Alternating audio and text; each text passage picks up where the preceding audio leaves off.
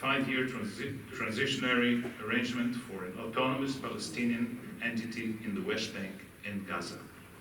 Negotiations on permanent status to commence within 3 years between Egypt, Israel, Jordan, and elected representatives of the West Bank and Gaza. Now, influenced by the Camp David Accords of 1978, a decade and a half later, Oslo similarly set up a 5-year deadline for a comprehensive peace on the status of the West Bank and Gaza. We are presently at a 23rd year of Oslo's 5-year interim period. So 40 years after the Camp David Accords, it is time to change the formula of negotiations. Not anymore this formula which I and my fellow negotiators were negotiated according to. Nothing is agreed until everything is agreed, meaning that we have to simultaneously resolve all the core issues, and unless we do so, there's no agreement. So this has to change and be replaced by whatever is agreed or mutually coordinated should be implemented. As simple as that. But where is the leadership to adopt that approach and lead towards a two-state solution? Since the signing of the Camp David Accords, 17 governments served consecutively in Israel. Following Prime Minister Menachem Begin's footsteps, 4 prime ministers realized that the division of the land between the Jordan River and the Mediterranean Sea into 2 distinct and separate national entities, Israel and Palestine, is imperative. Yitzhak Rabin, of course, after Begin, with the Oslo Agreement and the Israel-Jordan Treaty, Ehud Barak with Camp David and Taba, Ariel Sharon with the Gaza disengagement, and Ehud Olmert in the Annapolis process. All 5 leaders took steps to advance in that direction, believing that it is in the benefit of a Jewish democratic Israel consistent with the Zionist vision as well as with the Palestinians' aspirations for self-determination. All 5 leaders were ready to take steps towards such a reality and bear the risks in doing so. So let's talk for a minute about the United States' role. I'm not going as far back in time as Robert Friedman took us earlier to Truman's era, but I will talk about the 4 last decades. And the United States has remained during those 40 years the most substantively engaged facilitator of Israeli-Palestinian peace negotiations. First in the Madrid Conference in 1991 under President George H. Bush and the subsequent multilateral talks.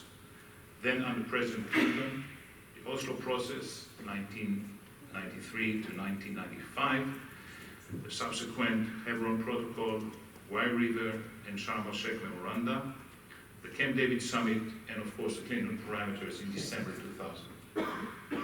American efforts continued with the roadmap and the Annapolis Conference and talks in 2003, 2007, 2008 under George W. Bush, and finally the Kerry 2013-2014 peace talks under President Obama. I will get to the incumbent President Trump in just a few minutes. Don't worry about that. Yeah. So, how to advance peace? How to advance towards peace? And how to, at present, get out of the political deadlock or stalemate? We have to have something going in order to preserve the conditions for an eventual two-state solution, two-state for two-people solution.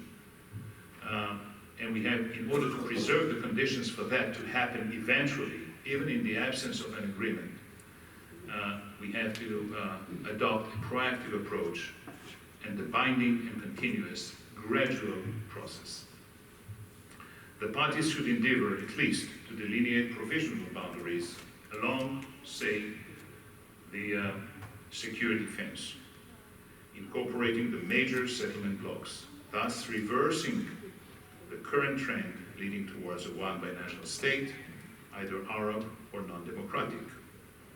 We have to promote tangible traction on the ground, simultaneously, to enable bottom-up progress to sustain any political dialogue, if such a dialogue occurs.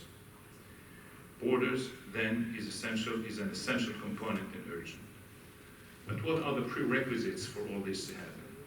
First, we have to differentiate between the main settlement blocks as well as the Jewish neighborhoods in East Jerusalem and the other remote settlements outside the main blocks and eastwards of the security fence. Now, about 80% of the settlers reside in these areas now, presently, and they are likely to be incorporated within the final borders of Israel under any arrangement, any agreement. The remaining settlers eastwards of the security fence, they, outside the blocks, I believe that we talk about a golden number of 100,000 people. These are 100,000 Israelis which are likely to be relocated or alternatively acquire Palestinian citizenship if a final agreement is ultimately attained. A national scale plan and legislation, a governmental one, for the relocation is, of course, needed. So that's the first prerequisite. Second, we talked about the differentiation between what will be part and parcel of Israel and what will not. Second, the process should be gradual and transitional. This is not a one-off shot that takes everything off the table. It's a long process, and it should be transitional. Third, the conflict resolution approach should be three-pronged, comprising bilateral negotiations, Israeli-Palestinian negotiations, however, not as an exclusive course of action of negotiations. Second, regional dialogue within the framework of the Arab Peace Initiative, within the framework, without accepting it, but within this framework, with all the reservations and the observations that we have on that. And the third prong would be a complementary, independent, constructive set of steps that, if you wish, if we have time, I will elaborate on later. Fourth, it is critical. We are in a kindergarten, Israelis and Palestinians currently. So it is critical to have a hands-on, continuous international involvement. And fifth, but not last, lots of attention and funding should be invested into a public buy-in in both, in the respective societies and in consensus building within the respective publics. It would be, of course, very good to have, in addition to all this, some courageous and sound leadership, but this is beyond my control. Such an approach would allow preserving the conditions for a two-state solution through the gradual creation of a two-state reality, even in the absence of an agreement. This policy, if applied, can take the form of political interim agreements, gradual processes with transitional phases, along with a pragmatic, uncompromising approach to counter terror, violence, and any form of extremism. Now, I'm often asked, is Oslo still relevant after 25 years? Much like those who led the initial Oslo